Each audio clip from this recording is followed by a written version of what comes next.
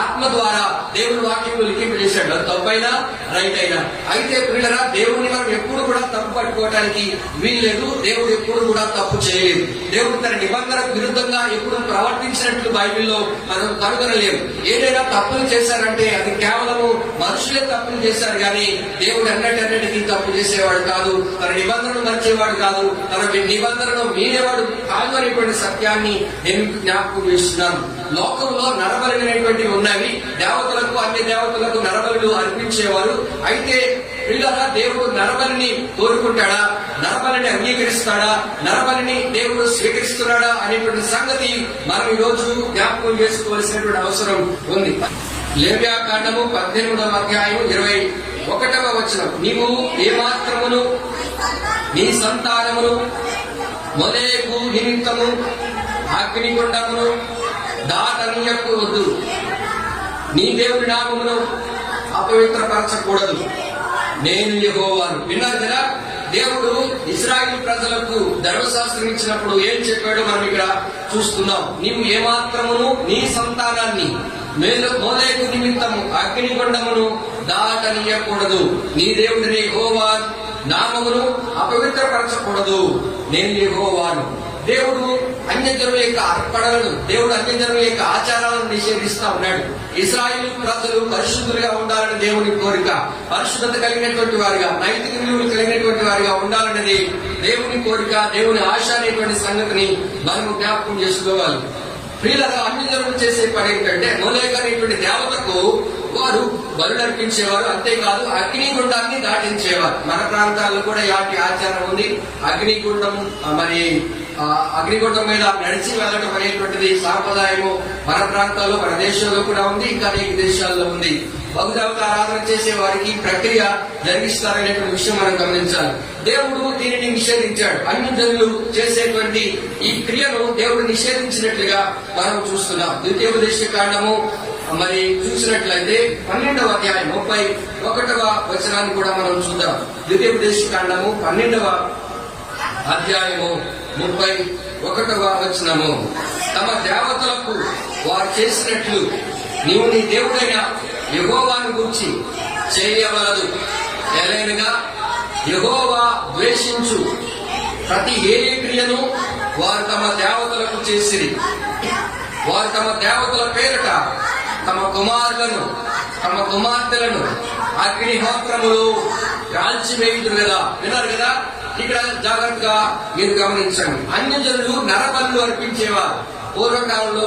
మరి ఇప్పుడు కూడా మన దేశంలో క్షుద్ర పూజలు అనేటువంటివి ఉన్నాయి.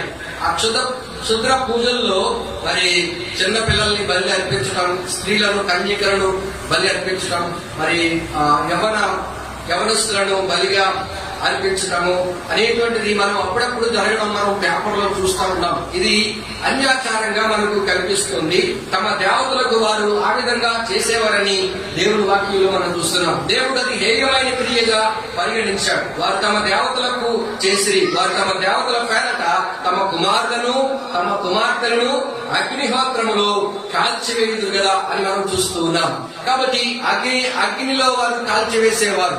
దహన బలిగా దేవుడు వారి దేవతలకు అర్పణలుగా మరి వారి పిల్లల్ని అర్పించేవారని దేవుని వాక్యంలో మనం చూస్తున్నాం. ఇది హేయమైన చర్యగా దేవుడు పరిగణించాడు. దేవుడు దానిని నిషేధించినట్లుగా పరిశుద్ధ గ్రంథంలో మనము చూస్తూ ఉన్నాం. ఇంకా కనుక మనం చూసినట్లయితే ఆ గ్రంథము రాజుల 2వ గ్రంథము 3వ అధ్యాయం 27వ వచనంలో, రాజుల 2వ గ్రంథం 3వ అధ్యాయం 27వ వచనంలో,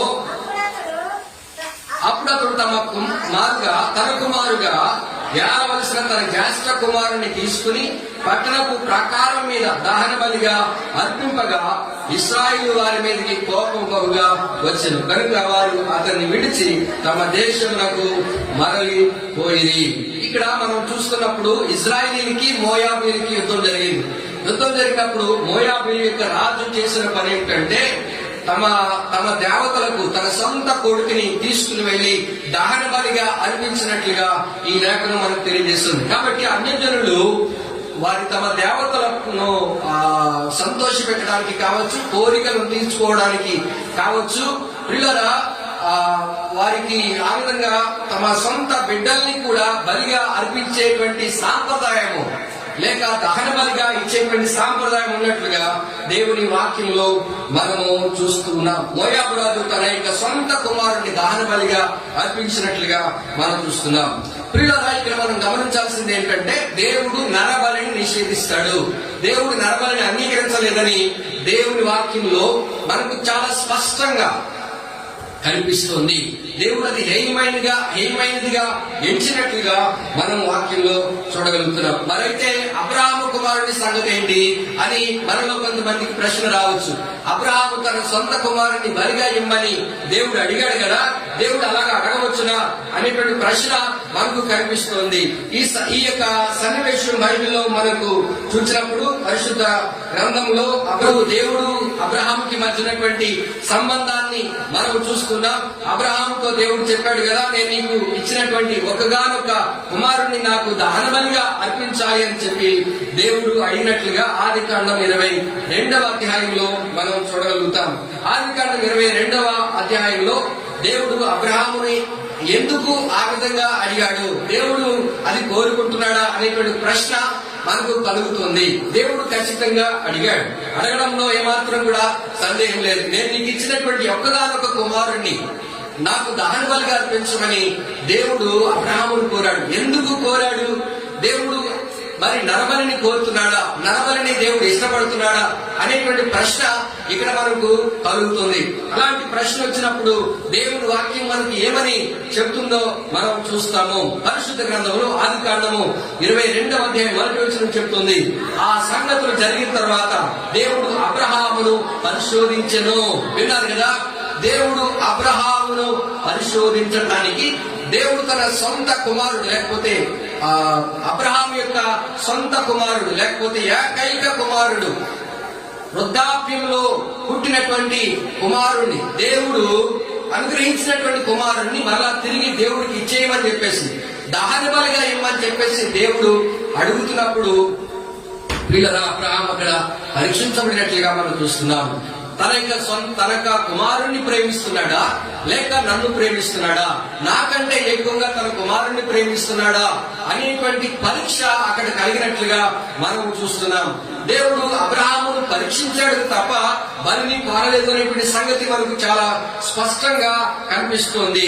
అబ్రహాం ఏం చేశాడు? మారు మాట ఏమాత్రం కూడా చెప్పలేదు.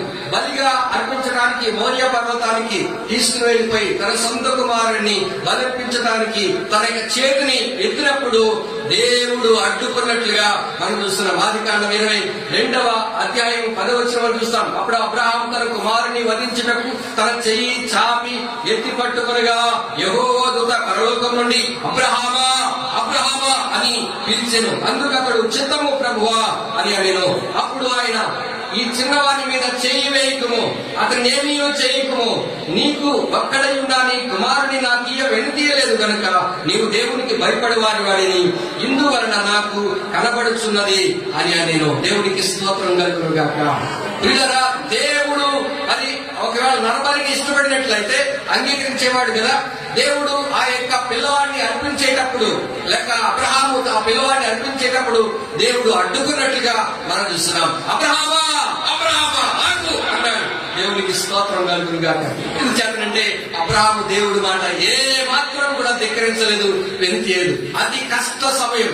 అది ఒకవేళ మనమే కనుక అయితే దేవానికి ఏమైనా న్యాయంగా ఉందా, నాకెంత అన్యాయం చేస్తావా అని చెప్పి మనం దిగుబడి చేసేవాళ్ళమేమో, లేకపోతే ఆయన మీద నిందలు మోపేవాళ్ళమేమో, నువ్వేమి దేవుడు అని చెప్పేసి తిరిగి మనం దేవుణ్ణి మనం విమర్శించేవాళ్ళమేమో. కానీ అబ్రహాము పరీక్షించబడ్డాడు. అబ్రహాము దేవునికి మారుమాట చెప్పకుండా తన కుమారుని ఇవ్వడానికి వెనుతీయలేదు అనే విషయాన్ని మనం దేవుని వాక్యంలో చూస్తూ ఉన్నాం. అలాంటి పరిస్థితుల్లో అబ్రహాముని దేవుడు అడ్డుకొని నీకొక్కడైనా నీ కుమారుని ఇవ్వడానికి నాకు నీవు వెనుతీయలేదు, ఎందువలన నీవు నాకు భయపడేటువంటి వాడు అని నేను గ్రహించాను. అందుచేత దేవుడు అబ్రహామును ఆశీర్వదించడం మొదలు పెట్టాడు. అక్కడ మనం చూసినప్పుడు 18వ వచనంలో, మరియు నీవు నా మాట వినందున భూలోకంలోని జన్మలన్నీ నీ సంతానం వలన ఆశీర్వదింపబడును, నా తోడని ప్రమాణం చేస్తున్నానని యెహోవా సెలవిచ్చెను. దేవునికి స్తోత్రం కలుగును గాక.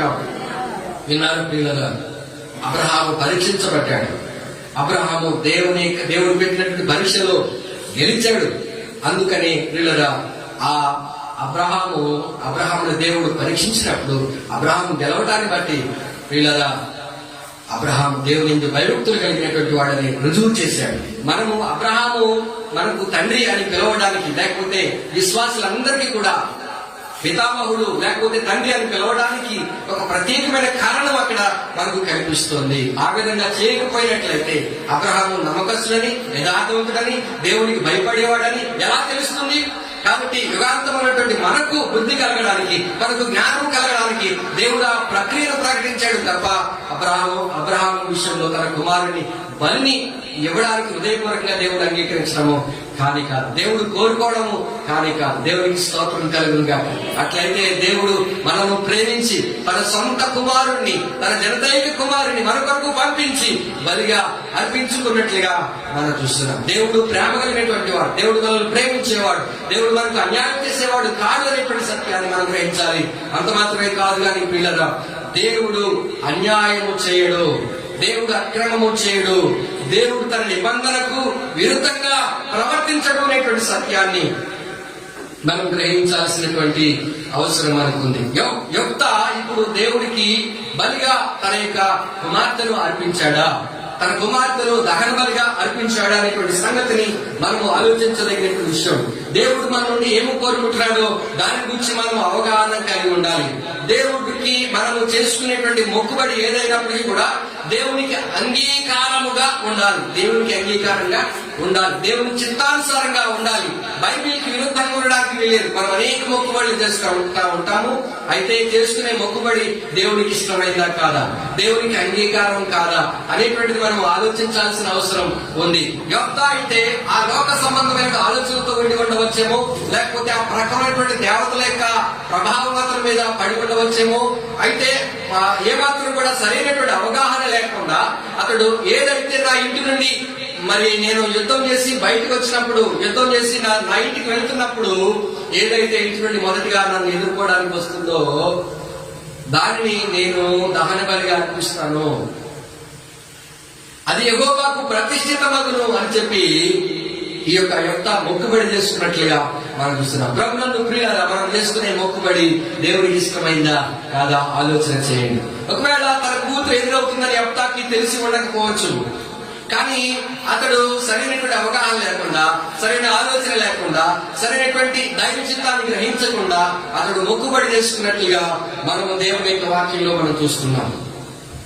అయితే అమ్మోనీయుల దేవత కేమేషు, బయలు, నరబలు ఉండేవి. యెహోవా ఇశ్రాయేలీయులకు పరిశుద్ధ దేవుడు గనుక అన్య దేవతలు ఆచరించే ఆచారాలను ఆచరించకూడదని దేవుడు చాలా స్పష్టంగా ఇశ్రాయేలీ ప్రజలకు తెలియజేశాడు. యొప్తా దేవునికి చేసుకున్న మొక్కుబడి చేయడానికి వెనుతిరగలేదు.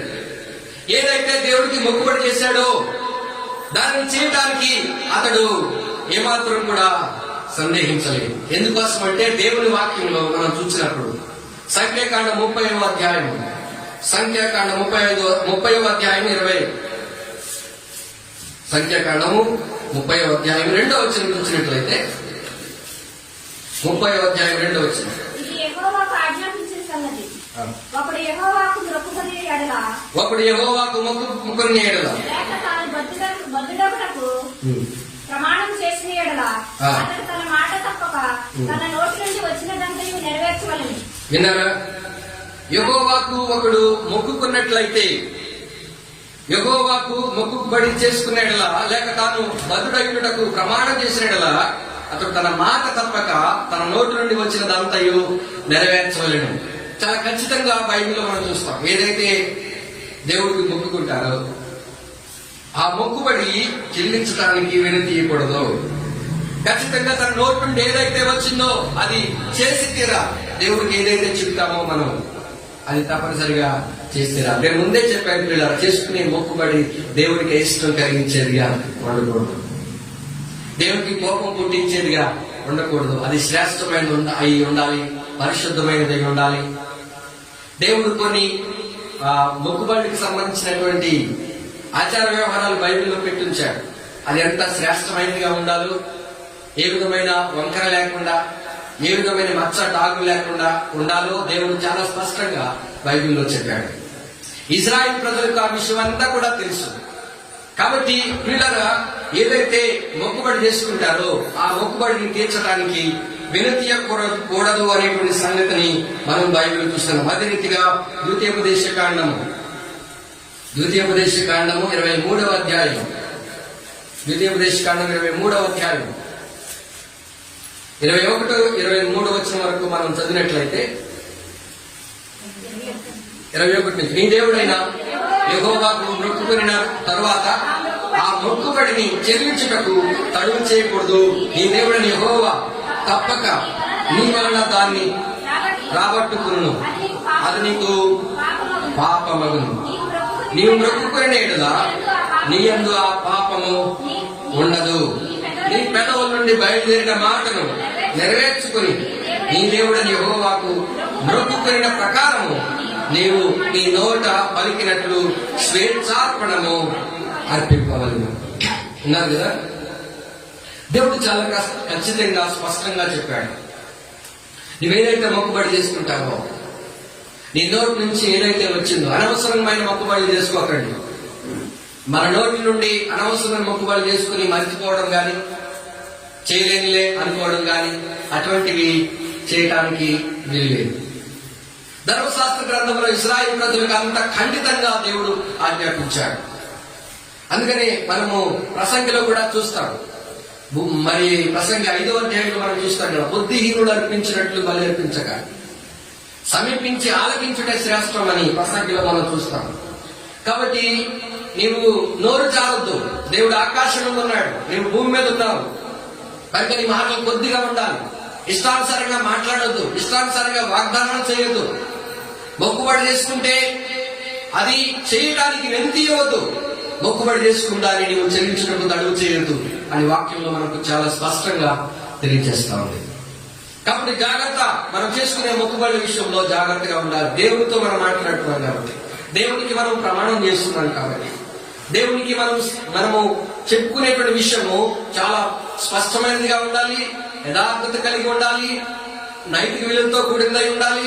మనం చేసుకునే మొక్కుబడి పరిశుద్ధమైనదై ఉండాలి అనేటువంటిది నేను మీకు ఉదయకాల సమయంలో జ్ఞాపకం చేస్తున్నాను. యెఫ్తా దేవుని కొరకు చేసుకున్నటువంటి మొక్కుబడి చేయడానికి అతడు వెనుతిరగలేదు. ఇందులో యెఫ్తా దేవునికి తన భక్తిని, తన విశ్వాసాన్ని, తన భయాన్ని అతడు వ్యక్తపరచడానికి ప్రయత్నించినట్లుగా మనం చూసుకున్నాం. మనం భక్తిపరులుగా ఉండడానికి, మనం యథార్థవంతులుగా ఉండడానికి, మనం పరిశుద్ధత కలిగి ఉండడానికి, దేవుడంటే భయం కలిగి ఉండడానికి మన స్వంత ప్రయోగాలు చేయకూడదు. దేవుడు చెప్పింది చేస్తే సరిపోతుంది, అంతేగాని మనం సొంతంగా దేవుడికి మొక్కుబడి చేసుకోకూడదు. దేవునికి స్తోత్రం కలుగును. హల్లెలూయా. మనం నెరవేర్చలేనటువంటివి కానీ, దేవునికి అయిష్టం కలిగించేటువంటివి కానీ దేవుడికి మొక్కుబడి చేసుకోకూడదు. అన్ని జనులు చేసేటువంటి వాగ్దానాలని దేవుడికి చేసినట్లుగా, లేకపోతే అన్ని జనులు తమ దేవతలకు చేసినట్లుగా మనము మొక్కుబడులు చేసుకోకూడదు. విన్నారా? ఇందులో నేను చెప్పదలుచుకున్న విషయం గమనించండి. కొంతమంది ఈ తల వెంట్రుకలు దేవుడికి ఇవ్వడానికి ఇష్టపడతా ఉంటుంటారు. దేవుడు అంగీకరిస్తాడా? లేకపోతే కొన్ని వస్తువులు తీసుకెళ్లి కొబ్బరికాయలు కానీ, లేకపోతే కొవ్వొత్తులు కానీ, అగరబత్తీలు కానీ దేవుడికి ఇవ్వడానికి ఇష్టపడతా ఉంటుంటారు. దేవుడు వాటి గురించి ఏమనుకుంటున్నాడు? మీరు అన్ని జనులకు చేసినట్లుగా మీరు చేయకండి దేవుడు చెప్తున్నాడు కదా. తీసుకెళ్లి ఎక్కడో మరియమ్మ కాళ్ళ దగ్గర ఎందుకు పెడతారు? మీరు ఎందుకు పెడతారు? విగ్రహం దగ్గర మీరు ఎందుకు పెడతారు వెళ్ళి? దేవుడు ఆ విషయం గురించి నేను అన్ని జనులకు చేసినట్లుగా మీరు నాకు చేయొద్దు అని చెప్పాడు కదా. మనం దేవుడి వాక్యంలో ఆ విషయాన్ని చదువుకున్నాం కదా. దేవుడు మాట తప్పనివాడు కదా, దేవుడు మనసు మార్చుకునేవాడు కాదు కదా. కాబట్టి దేవుడు అంగీకరిస్తాడని మీరు ఎలా అనుకుంటున్నారు? కాలి నడక మీద దేవుడాన్ని దగ్గరికి వస్తారని గొడవలు వెళ్ళేవాళ్ళు, గౌరవ పట్టుకు వెళ్ళేవాళ్ళు ఉన్నారు క్రైస్తవులు. నేను ఇతర మతస్థుల గురించి మాట్లాడడం లేదు, నాకు అవసరం లేదు కూడా. వారి గురించి మాట్లాడవలసినటువంటి అవసరం లేదు. మన గురించి మనం ఆలోచన చేయాలి. మన జీవన విధానం గురించి, మన భక్తి గురించి, మన విశ్వాసం గురించి మనం పరీక్షించుకోవాలి. మన విశ్వాసం, మన భక్తి దేవుడికి ఇష్టం కలిగిస్తుందా? దేవుడి ఎదుట మనం ఏ విధంగా ఉన్నాము? దేవునికి మనం చేయాల్సిన కార్యాలు ఏమిటి? నా కుమారుడా నీ హృదయాన్ని నాకు ఇవ్వు అంటున్నాడు. హృదయాన్ని మాత్రం ఎవరు ప్రభువా? ఏదైనా ఇస్తాను కానీ నా కుమారుడా నీ హృదయాన్ని నాకు ఇవ్వు అంటాడు దేవుడు. దేవుడికి స్తోత్రం కలుగుగాక. కాబట్టి దేవుడికి ఇవ్వాల్సింది మనం ఇవ్వాలి. మీరు మారు మనసు పొంది చంటి బిడ్డల వారు అయితేనే గాని దేవుని రాజ్యానికి వారసులు కారని వాక్యం చెప్తుంది. మారు మనసు పొందినటువంటి జీవితాన్ని మనం కలిగి ఉండాలి. విశ్వాసం కలిగిన జీవితాన్ని మనం కలిగి ఉండాలి. అంతే దేవుడు అంగీకరిస్తున్నాడు మనల్ని. మీరు దేవుని ఆలయమైనారని దేవుడు మీలో నివసిస్తున్నాడని ఎదుగురా, మీరు మీ సొత్తు కారు ఇల్లు పెట్టి కొనబడిన వారు అంటాడు దేవుడు. మనం దేవుడికి అర్పణగా అర్పించబడాలని దేవుడు కోరుతున్నాడు. అంతేగాని మనము ఈ లోక సంబంధమైన వాటిని అర్పించడానికి కాదు. అవన్నీ కూడా దేవుడికి ఏమి మనం చేసినప్పుడు కూడా అవి దేవుడికి ఇష్టాన్ని కలిగించాలి. దేవుడికి స్తోత్రం కలుగుతాడు. యోక్త తన కుమార్తెకు మొక్కుబడి చేసుకున్న తర్వాత, ఇదంతా జరిగిన తర్వాత మరి తన యొక్క కుమార్తె ఆ మాటలు విన్న తర్వాత విధేయత చూపిందైనది. మన కుటుంబంలో మన పిల్లలు ఏ విధంగా ఉంటున్నారు, మన మాటకి ఎదురు చెప్పనటువంటి వారిగా ఉంటున్నారా? యోక్త యొక్క కుమార్తె ఎంత విధేయురాలు, ఎంత భక్తిపరురాలు, ఎంత విశ్వాసం కలిగినటువంటి స్త్రీ. నాన్న నాకు అన్యాయం చేస్తావా నువ్వు, నన్నేం చేయాలనుకుంటున్నావు అని తన తండ్రి మీద తిరుగుబాటు చేయలేదు. నా తండ్రి నీవు దేవునికి మొక్కుబడి చేసుకున్నావు కాబట్టి నీ మొక్కుబడి చెప్పున చెయ్యి, నాకైతే ఒక 2 నెలలు అవకాశం ఇవ్వు.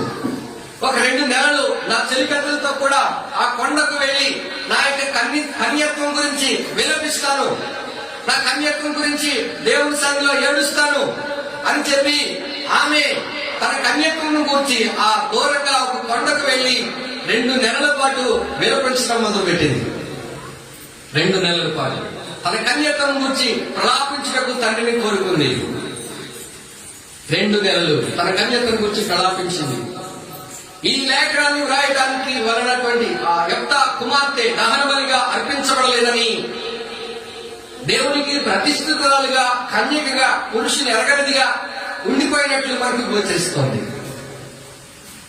ఎందుకంటే ఒకవేళ దేవుడికి బలిగా లేకపోతే దహన బలిగా అర్పించబడినట్లయితే ఆమె కన్యత్వం గురించి వినిపించాల్సిన అవసరము లేదు అనేటువంటి సత్యాన్ని మనం గ్రహించాలి.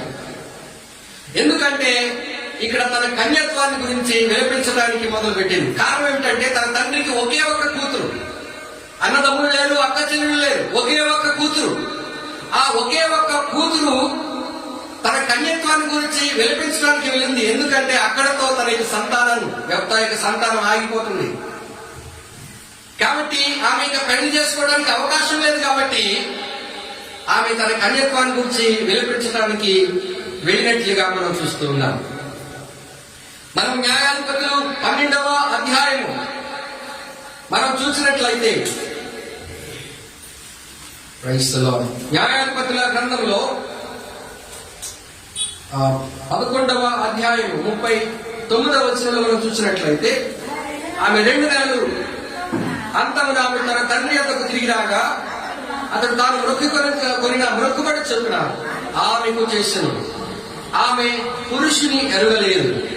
ప్రతి సంవత్సరమున ఇశ్రాయేలు కుమార్తెలు 4 దినములు గిలాదు దేశస్థుడైన యోక్త కుమార్తెను ప్రసిద్ధి చేయుటకొద్దు అని వ్రాయబడింది. జాగ్రత్తగా ఈ విషయాన్ని మనము గమనించాల్సినటువంటి అవసరం ఉంది.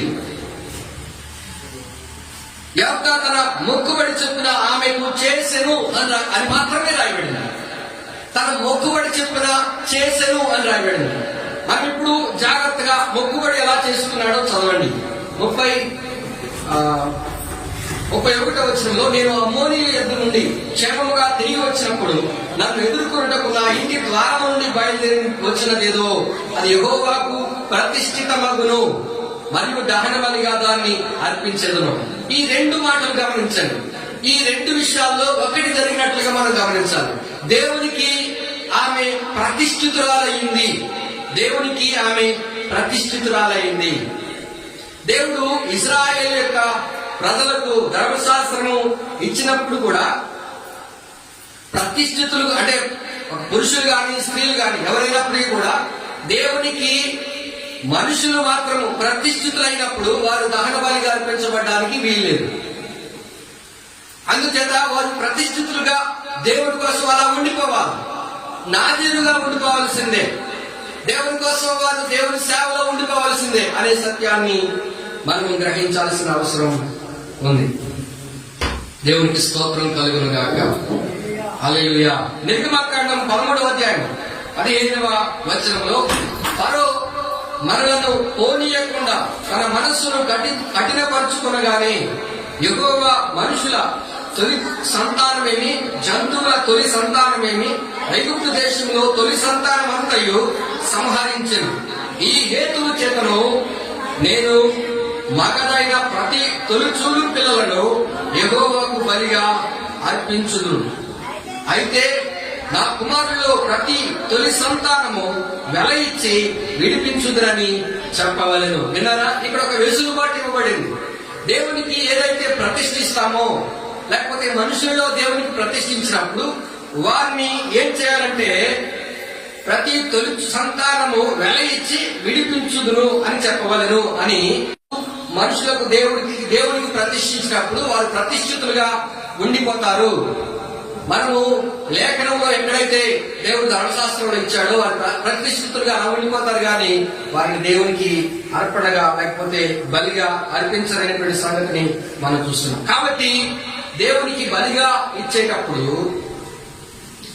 మనుషులను అర్పించడము వీలు పడదు. అందుకని యెఫ్తా తన కుమార్తెను దేవునికి ప్రతిష్ఠించడు గాని దహన బలిగా అర్పించలేదని మనకు అర్థమవుతుంది. వేటి విషయంలో దేవుడు అర్పించడానికి అంగీకరించాడంటే గొర్రెల్లోనూ, మేకల్లోనూ, పావురాలు గాని ఇలాంటివి కొన్నిటిని చాలా స్పష్టంగా దేవుడు తన ధర్మశాస్త్రం రాయించాడు, గాని మనుషులను మాత్రము మీరు అన్ని జనులు చేసినట్లుగా చేయకండి అని దేవుడు సెలవిచ్చినట్లుగా మనం చూస్తున్నాం. దేవుడు నరబలిని అంగీకరింపడు, అది హేయము.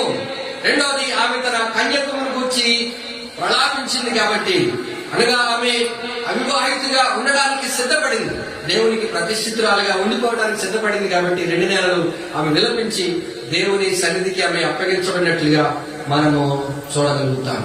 వాక్యంలో స్పష్టంగా దేవుడు ఆమెను దహన బలిగా అర్పించినట్లు మనం చూడము. అంతేకాదు, ప్రతి సంవత్సరం కూడా 4 రోజులు యెఫ్తా కుమార్తెను ప్రసిద్ధి చేసేవారంట. వారు ఒక పండగ వాతావరణం తీసుకొచ్చి ఆమెను ప్రసిద్ధి చేసేవారని, దేవునికి అర్పించబడ్డానికి లేకపోతే దేవునికి ప్రతిష్ఠితురాలుగా ఉండడానికి ఆమె ఇష్టపడిందని చెప్పి ఆమెను గొప్పగా ప్రసిద్ధి చేసేవారని మనకు దేవుని వాక్యంలో చూడగలుగుతున్నాం. ఒకవేళ మనము ఇది వాక్యానుసారం కాదు అని ఒకవేళ కొంతమంది భావించి ఉండొచ్చేమో, వాక్యంలో దేవుడికి మొక్కుబడి చేసుకున్నట్లుగా చేశాడని రాస్తుంది కదా అని మనం గట్టిగా వాదించొచ్చేమో. ఒకవేళ అలా వాదించడానికి మనం ప్రయత్నించినప్పటికీ కూడా, ఒకవేళ యెఫ్తా తన కుమార్తెను దహన బలిగా అర్పించినట్లయితే అది మానవ తప్పిదమే గాని దైవికమైన తప్పిదము కాదు, దేవుడు అంగీకరించేది కాదు అనేటువంటి సత్యాన్ని మనము గ్రహించాలి. ఈ ఉదయకాల సమయంలో ప్రియులగా యెఫ్తా కుమార్తె దేవుని కొరకు ప్రతిష్ఠితురాలయ్యింది. దేవుని దగ్గరికి వెళ్ళడానికి, దేవునికి సమర్పించబడడానికి ఆమె ఇష్టపడింది. ప్రియులగా మనము దేవుడు మన నుండి కోరుకునేది ఏమిటో వాక్యం చెప్తోంది. వీళ్ళ రోమీలకు రాసిన పత్రిక